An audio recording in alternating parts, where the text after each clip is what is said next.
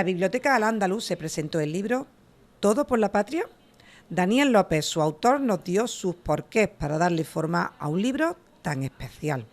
Al principio eran motivos personales los que me motivaron, en el sentido de que pensé hacer una tesis doctoral, luego tuve dificultades para encontrar director de tesis, ya decidí que era importante meterse en este tema, ¿no? Ya lo hice simplemente como profesional, y cada vez que me he ido ahondando más el tema durante estos 4 años, llega un momento donde ya se convirtió en algo casi personal, ¿no? En decir, bueno, la Guardia Civil es un cuerpo policial que yo identifico como algo también que forma parte de mi historia, ¿no? Y pensaba, bueno, es una cosa complicada pensar. La pregunta es qué hace que los guardias civiles, que son población escogida, ¿no? Que pasan un proceso selectivo y que luego pasan por un proceso formativo duro. Los que sois guardias civiles sabéis que pasáis por un proceso formativo duro.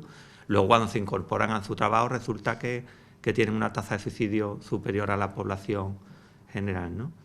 Yo no soy tan presuntuoso para pensar que sé más que esto que los psicólogos, los profesionales que trabajan en la Guardia Civil, pero la respuesta que da la Guardia Civil sí me parece que tiene fallos de fondo, ¿no? La explicación que da, ¿no? La Guardia Civil suele decir que el 90% de los casos tienen detrás motivos personales o familiares. Y digo, no, el 90% no, el 100%, ¿no? Es muy complicado que tú tengas problemas, por ejemplo, en tu trabajo y luego eso no vaya a repercutir en tu vida, ¿no?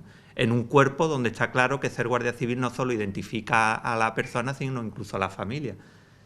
La familia de un guardia civil está identificada, ¿no? Entre otras cosas porque, entre otras de las muchas historias, que es diferente a otro tipo de trabajo, es que muchas veces se vive en casas cuarteles.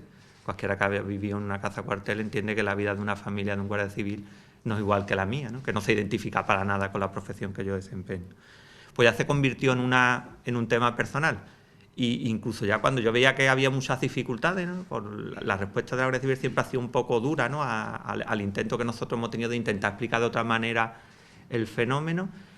Yo pensé, bueno, ¿yo por qué estoy aquí? Y vi una frase que yo suelo utilizar mucho, que es una de Martin Luther King, que decía: no me preocupa tanto la gente mala, sino el espantoso silencio de la gente buena. En el día en el día en que vivimos ya es muy complicado no tener un posicionamiento claro, ¿no? Durante muchísimos años hemos podido vivir sin un posicionamiento, pero en el mundo en el que vivimos, con la llegada de los políticos que tenemos, incluso la llegada de Trump y toda esta historia, yo ya creo que es necesario que nos posicionemos en algún sitio, y esta era mi manera también de posicionarme, ¿no? Me parece que es totalmente injusto que un cuerpo como la Guardia Civil esté sufriendo un problema de esto y por, como mínimo, ignorancia o torpeza, se está ocultando. De hecho, es lo que comentan ellos, ¿no? La cifra sabemos cuáles son las cifras de personas fallecidas, no conocemos las estadísticas de suicidio de la Guardia Civil, porque además la dan por números brutos, no la dan por tasa, y entonces ni se pueden comparar, ni se puede hacer un estudio profundo, ¿no? Para hacer este estudio tuve que hacer yo las entrevistas individuales, con mis propios medios, porque además ha sido una colaboración con la UGC, pero intentamos desde el principio que fuera totalmente independiente para evitar que al final tuviera que acabar diciendo cosas que yo podía no pensar, ¿no? Por estar mantenido por la institución o por esta asociación en este sentido.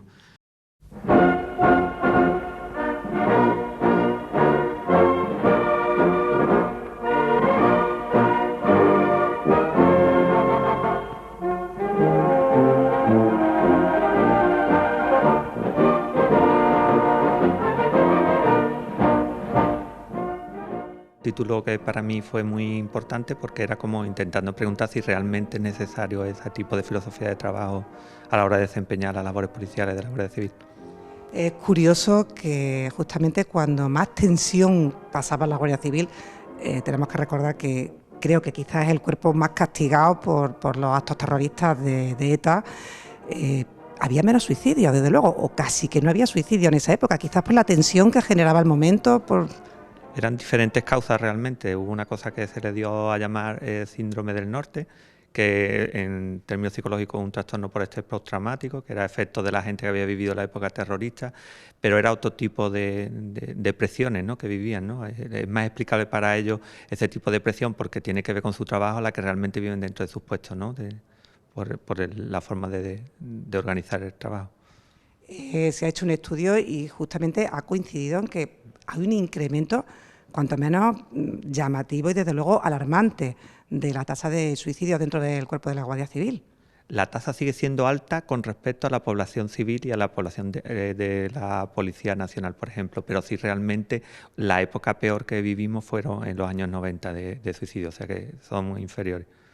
Bueno, esperemos que este libro sirva para que se tome conciencia y se tome buena nota y de cosas que no se deban de repetir, de cosas, de hechos que no se deban de repetir y que desde luego esa tasa no solo baje, sino que esté totalmente eliminada. Por eso nació el libro y eso esperamos. Daniel, muchísimas gracias, muy amable por recibirnos. José Cabrera, eres el secretario de Organización Nacional de la Asociación Nacional de Guardias Civiles. Asociación Unificada de Guardias Civiles. Unificada de Guardias Civiles. ¿Este libro era necesario ahora, en este momento? Era necesario. Una visión externa de este problema tan doloroso y tan acuciante en la Guardia Civil y que se arrastra ya durante tantos años, tenía que ser abordado de alguna forma. Y nosotros como asociación profesional, que somos, nuestra misión es defender los derechos profesionales, económicos y sociales de los guardias civiles, no podíamos estar impasibles ante esto, ¿no? Hemos buscado un profesional refutado, con experiencia, que además es importante, que es ajeno a la institución y que la ha visto con ojos desde fuera, con ojos científicos. Y bueno, este libro yo creo que es bastante, lo recomendamos no solo a guardias civiles, a la propia institución, que creo que sería la primera que tendría que leerlo, sino a todos los ciudadanos, porque acerca este problema a la sociedad, que nosotros lo que queremos como asociación profesional es que se le den soluciones, ¿no? Sin ningún protagonismo. ¿Qué enseñanza sacáis vosotros de primera mano? Hombre, la primera enseñanza lamentablemente es que el plan actual de prevención de suicidio no funciona. Eso creo que es evidente por la alta cifra de suicidio que tiene el cuerpo, ¿no? Lo segundo es que el oscurantismo y el esconder el problema en un cajón y no querer hablar de él tampoco funciona. Nosotros nos prestamos como asociación, ya lo hicimos en su día en el ámbito del anterior Consejo Asesor de la Guardia Civil y lo volvemos a hacer. Estaremos con la institución en esto también, pero la institución no puede cerrarse a otras posibles soluciones y tiene que ser humilde y decir, bueno, pues si esto no funciona intentaremos otras cuestiones, ¿no? Nosotros esperamos, por nosotros te digo toda la sociedad, porque a fin de cuentas estamos en vuestras manos. Afortunadamente te digo que estamos en buenas manos y esperamos que esto se solucione y que llegue a buen puerto y estoy segura de que por parte de la Administración, por parte de la gente de a pie, estáis apoyados. Muchas gracias. Eso esperamos nosotros también. A ti, por atendernos. Gracias.